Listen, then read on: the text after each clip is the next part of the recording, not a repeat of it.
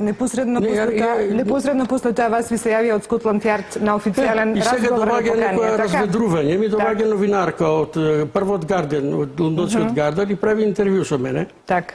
Како дошла книгата до нив, таа беше објавена на англиски јазик. Так. Прави и едно од прашањето што ми го стави, добро, кај нас или некој бајка да напиши, па ќе се напиши, ќе се сврти вниманието. А ви вели содржајна книга напишавте, кај вас ништо нема. Они прашува, знаеш, бара подаци. Кај нас штама, ништо не се знаеше за книгата. Так. И одма после дојде двајцата од Скотланд Јард, тие истражува причините за смртта на Александар. Так. Дојде со авион во Скопје, требаше со такси додат во Солун. Ве побара вас и вие се видовте со нив? Ме побара мене, да. Так. Ме побара и се сретнавме во хотел Holiday Inn. Так.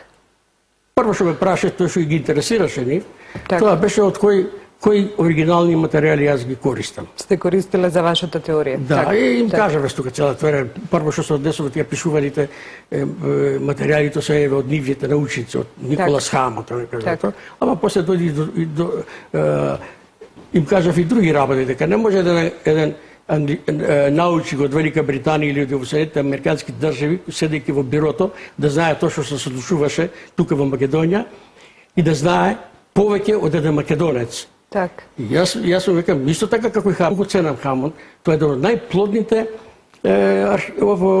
историчари што напише, ова е, видите, неговите книги, ова е негова книга.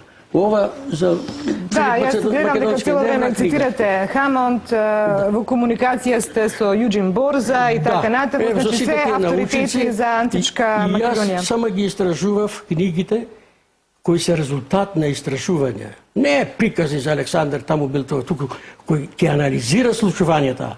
Так. Дали Букефал беше вистина Букефал, значи конјот, што се случило, со сите тие, да речеме, овој роден денот, овој денот на смртта на и многу други случувања, јас тие ги проучував. Исти метод имаше и Јуџин Борза, он никаде не учествува во некој скопин или тоа, ама беше Ајнштајн, мозок невиден за овие работи. Так. Ајде да завршиме во овој првиот блок со Јуџин Борза, бидејќи многу... Да завршиме? Да, сакам да го цитираме, сакам да го цитираме и да го цитирате на тој така наречен симпозиум на 700 повеќе од 700 светски после Оливер Стоун филмот. Значи во Америка се одржува еден симпозиум на тема Александар. Учествуваат повеќе од 700 историчари. Повеќе исти историчари што го прогласија Јуџин Борза за најголем експерт во однос на античката историја. И тие сега се собраа по повод филмот на Оливер Стоун. Так. И почна се да критикува како дека го смета Александар за цивилизацијска личност и не смееш кој ќе му текни, како ќе му текни да ги превртува фактите. По таа смисла одеше дискусијата. И на крај дојде време и му даде збор на стариот Борза. Борза сега е тој што треба да каже како и... авторитетот Борза. Да, авторитетот Борза. И Борза излегува и се исто ќе го цитирам, пошто тие текстови ги знам на памет. Вели, многу тешко да се направи филм за еден субјект што е легенда. Поготово ако таа легенда е Александар. Так. Ние немаше да му се чудиме на Оливер Стоун. Он не го познава Александар. И сега тие толку зборува за него, факт човек. Но што е највели лошо? И вие историчарите не го познавате Александар. Значи тоа беше бомба, атомска бомба меѓу такво да симпозиум, да им каже дека не го познават Александар. На историчарите. Да, нешто, и им кажува сега примери. Им кажува примери. Сите пишувате, вели, го именувате како Александар Велики. А тоа, вели, треба да го знаат дека политичко име.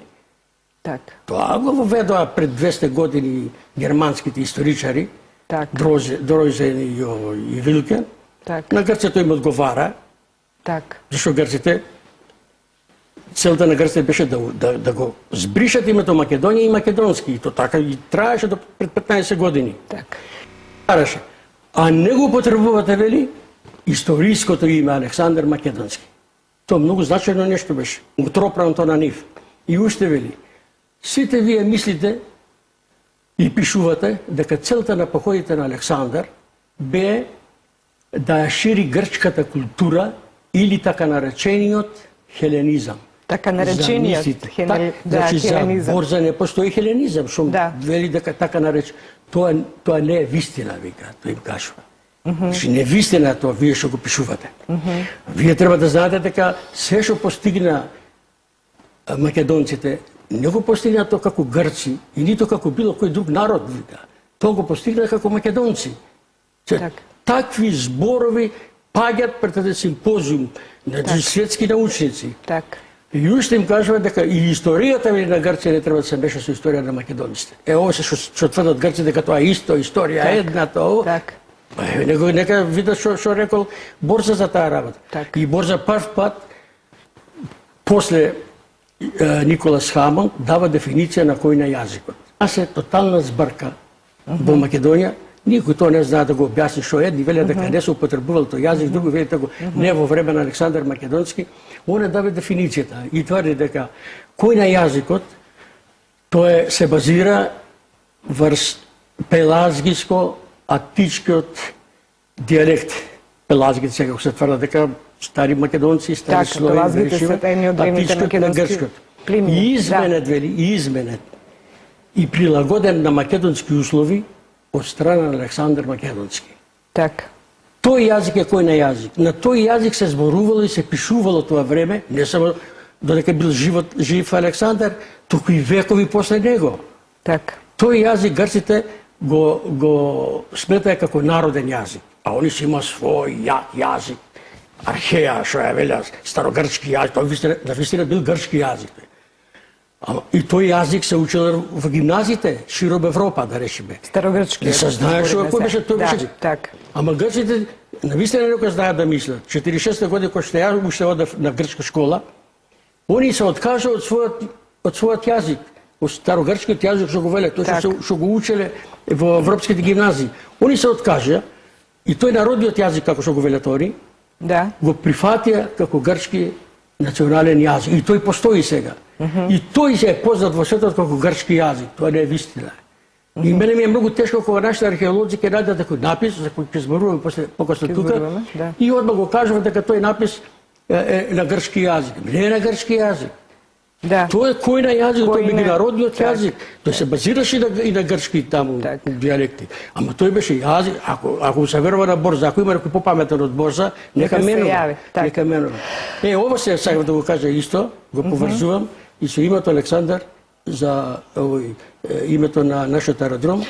Вие знаете грчки и ги следите грчките програми. Александар Велики што го стави. Беше мое лично големо разочарување. Сега видите што прават Грција за да го избришат името македонски. Александар Македонски грк. Не оди како или македонски, или македонец, или грк. Или македонски, или грчки. И тоа го бриша. И сега дојде ситуација, а тоа го форсира секаде во свет. До сега во Америка прва книга што е издадена со наслов Александар Македонски, прва книга, тоа на Питер Грин. Во Европа преводот гласи Александар Велики, уште Европа не може да се ослободи од тоа, од грчкото влијание. Значи од оригинален наслов Александар Македонски, во Европа е преведен на Александар Велики. Не знам дали може камера да го каже ово. Се гледа кој е оригиналниот ово. Па може колегата, ја претпоставам дека може. Може да го прикажете? Ово вреди зашто во прва книга и тоа многу позитивно процената во Америка. Еве тука го пишува. Еве титул на оригиналот Александар оф Македон. Само еден момент за да се доближи. Зашто е многу важно, ова мора да го регистрираме. Да. Ова прва ластовичка во американскиот континент. Еве сега покажете. Значи Александар оф Македон, титул на оригиналот. Оригиналниот наслов на оваа книга во Америка е Александар Македонски. Преведената книга во Европа е Александар Велики. После тоа и Николас Хамон, кој беше под страшно влијание на грчките научници. Грчката академија му имаше доделено 6 редовни професори. Покажете само натаму. Му имаше доделено 6 професори, редовни професори, кои му дава информации. И тој се пишувал. Зашто друго нешто кој ќе напишува Хамон, друго нешто кој ќе напише некој грчки научник. Хамон има тежина. Тој Хамон пред смртта умре пред неколку години, еве и он се јави во Европа со книгата Филип Македонски, тоа е исто оригинал. Значи почна да